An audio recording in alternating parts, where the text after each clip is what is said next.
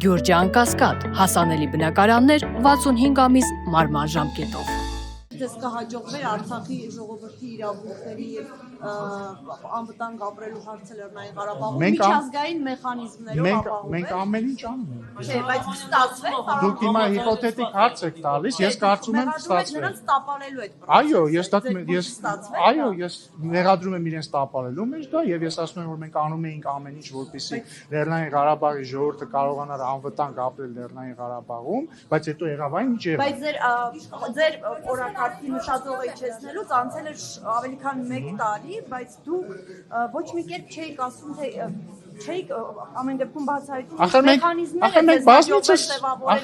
մենք բազմիցս խոսում, բայց թողեք պատասխանեմ ձեր հարցին։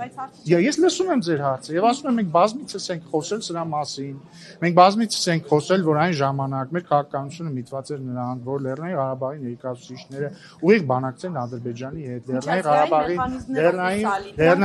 Լեռնային Ղարաբաղի ժողովրդի անվտանգության եւ իրավունքների շուրջ խոսվել է նրա մասին, այդ թվում արտգործնախարարության վերջին պատասխանի մեջ ձեր լրատվամիջոցին, եթե չեմ սխալվում, ի դեպ, որ կային նախաձեռնություններ այդ թվում հանդիպումների 3-րդ երկրներում, խոսվել է նաեւ այն մասին, թե ովքեր նախընտրեցին Եվլախը օրինակ ինտեգրացիայի օրակարգն էր պարտադրում Բաքուն, ասում էր լուծարեք ամեն ինչ եւ եկեք ինտեգրացիայի, դա էր ձեր իսկ ներողություն, իսկ Սերժ Սարգսյանի եւ Ռոբերտ Քոչարյանի կողմից Լեռնային Ղարաբաղում իշխանափոխության իրականացումից հետո այդ լուծարումը տեղի ունեցավ, թե տեղի չունեցավ։ Այդ լուծարման ներողություն, մի վարքան, թողեք ես պետք է ավարտեմ։ Լեռնային Ղարաբաղի լուծարման փաստաթուղթը մենք ենք ստորագրել, թե իրենց պրոտեժեները։ Ես էլ ձեզ պատասխանում եմ այն ինչ բխում է ձեր հարցից։ Այն օրակարգը, որ դուք անընդհատ ասում եք, որ դուք ապահովել Հերթով բանավիճեք ինձ հետ, հերթով բանավիճեք ինձ, հերթով ինչու եք, ինչ է։ Դե հիմա կարելի Նիկոլ Փաշինյանը չի հերքում, որ այդ փաստաթղթի քննարկում։ Մարդիկ բան են ստորագրել, ինչ նշանակում ոչինչ է։ Պայմանագիրը չէի հարց, այդ հրամանագիր։ Ես հարցնում էի, դուք փոխեցիք Արցախի բանակցությունների ամբողջ տրամաբանությունը, այսինքն ապրիլին 2022-ի, երբ որ ասացիք, որ պետք է իջեցնել նշաձողը եւ խոսել իրավունքներից եւ Իսկ դուք նկատել եք, որ իսկ դուք ներողություն միջազգային լայն կոնսոլիդացիա, բայց ապահովեց այդ կոնսոլիդացիան, ովքեր էին խոստանում այդ կոնսոլիդացիան։ Տեսեք,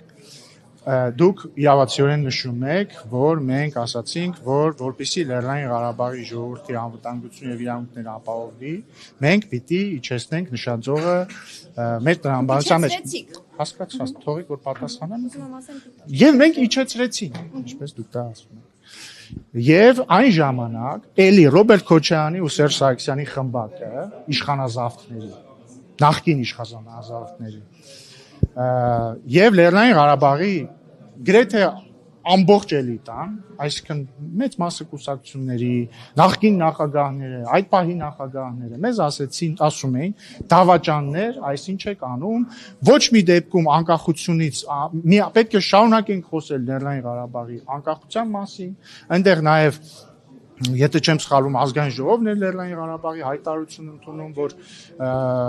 Լեռնային Ղարաբաղի շուրջ 7 շրջանները նույնպես Լեռնային Ղարաբաղի մաս են եւ այսպես շարունակ։ Մի խոսքով ստանդարտ դավաճանքներ, մենք հայրենասեր ենք եւ այլն, ինչպես եք հանդգնում խոսել Լեռնային Ղարաբաղի ժողովրդի իրավունքների եւ անվտանգության մասին եւ չխոսել անկախության մասին եւ այլն եւ այլն։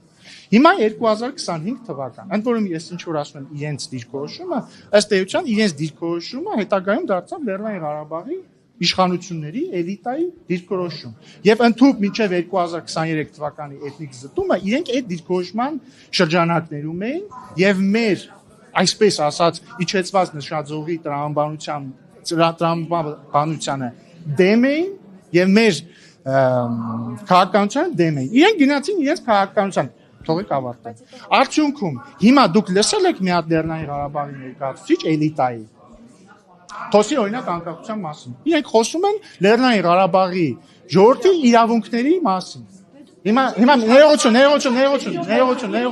ներողություն։ Այսինքն, երբ որ Լեռնային Ղարաբաղի ժողովուրդը այնտեղ էր եւ մենք առաջարկում էինք խոսել դրա մասին, Իրենք մեզ ասում էին Դավաճան եւ իրենք նախընծեցին գնալ այլ ճանապարհով կրկին Ռոբերտ Քոչարյանի ու Սերժ Սարգսյանի դրդմամբ։ Հիմա երբ որ Լեռնային Ղարաբաղում էթնիկ զտում է իրականացվել, նոր եկել են մեր ասածին։ Ուշ ինչպես միշտ։ Իդեպ մի հատ էլ առիթ օգտագործելով մի բան էլ ասեմ, Սերժ Սարգսյանի եւ Ռոբերտ Քոչարյանի իշխանազավթ խմբակների կողմից եւ նաեւ Լեռնային Ղարաբաղի նախկին իշխանությունների որոշ շրջանակների կողմից փորձ է արվում ցանկացած քննադատություն, որ իշխանությունը ուղղում է իրենց, կրկնում եմ իրենց, այսինքն Ռոբերտ Քոչարյանի, Սերժ Սարգսյանի խմբակներին կամ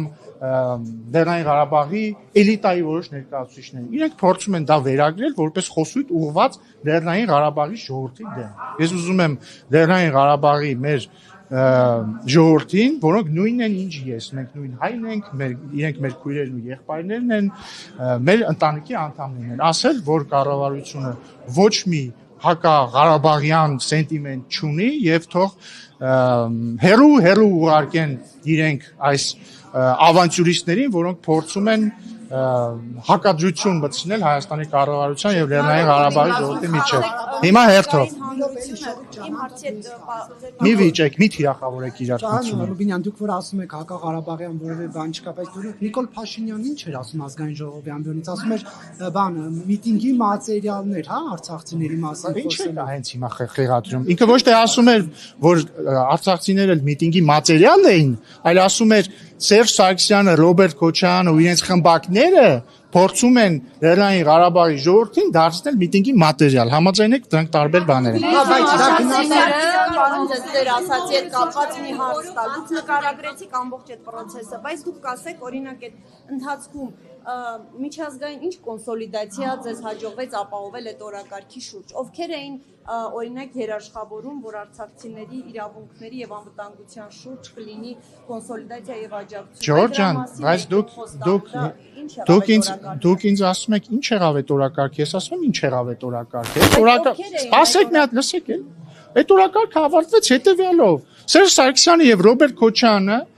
իրենց պրոտեժեների հետ միասին Լեռնային Ղարաբաղում իրականացրեցին իշխանափոխություն։ Այդ իշխանափոխությունից սպասեք, հեսա դրան էլ կանադառնամ։ Իրականացրեցին իշխանափոխություն, այդ իշխանափոխություններից օրեր անց Լեռնային Ղարաբաղում տեղի ունեցավ էթնիկ զտում։ Պարոն Ռուբինյան, Նիկոլ Փաշինյանը ասում է, երբ որ ինքը 2019-ին ստանձնում էր բանակցային այդ հեղափոխությունից հետո ստանձնում էր այդ բանակցային փաթեթը, այդ դրանով արդեն նախանշվում էր Լեռնային Ղարաբաղում պետական կարգի լուծարումը։ Հիմա դուք ասում եք, ես իրեն եմ մեջբերում։ Հիմա դուք ասում եք ստորագրվեց հրամանագիր, այսինքն ի վերջո երբ է լուծարման ընթացքը երբ նախանշվեց, այսինքն լուծարման ընթացքը համարում էր այն բանակցային փաթեթը, որ ստացել է լուծարման ընթացքը, եթե դուք խոսում եք վարչապետ Նիկոլ Փաշինյանի ելույթներից մեկի մասին, վերջերս, այդ տրամաբանությունը ցավոք դրված է եղել Լեռնային Ղարաբաղի շուրջ բանակցությունների ամենասկզբից, որովհետև ամբողջ միջազգային հանրությունը Լեռնային Ղարաբաղը ճանաչում էր Ադրբեջանի մաս։ Եթե դուք հարցնում եք ինչով ավարտվեց այդ ամբողջ պատմությունը ավարտվեց, երբ որ Լեռնային Ղարաբաղում իրականացրեցին իշխանափոխություն, դրանից օրեր անց Լեռնային Ղարաբաղում տեղի ունեցավ էթնիկ զտում, Սամվել Շահրամանյանն էլ ստորագրեց Լեռնային Ղարաբաղի լուծարման փաստաթուղթը։ Հիմա վերադառնանք ձեր հարցին։ Հիմա այդպիսի բան չի եղել։ Ես ասում եմ լուծարման փաստաթուղթ իրեն ուղարկել են։ Չի հերքել։ Իրեն հարց են տվել, ինքը ասել է, չեմ հերքում։ Ինքը ասել է, որ այո, ինքը ծանոթ է եղել այդ լուծարման փաստաթղթին եւ խմբագրման աշխատանքներ արվել են։ Նիկոլ Փաշինյանը ասել է սխալ եք ասում դուք։ Սխալ եք ասում։ Ես էլ ասում եմ դուք սխալ եք ասում։ Սխալ եք ասում։ Կճշտենք, հետո կնայենք իրար հետ։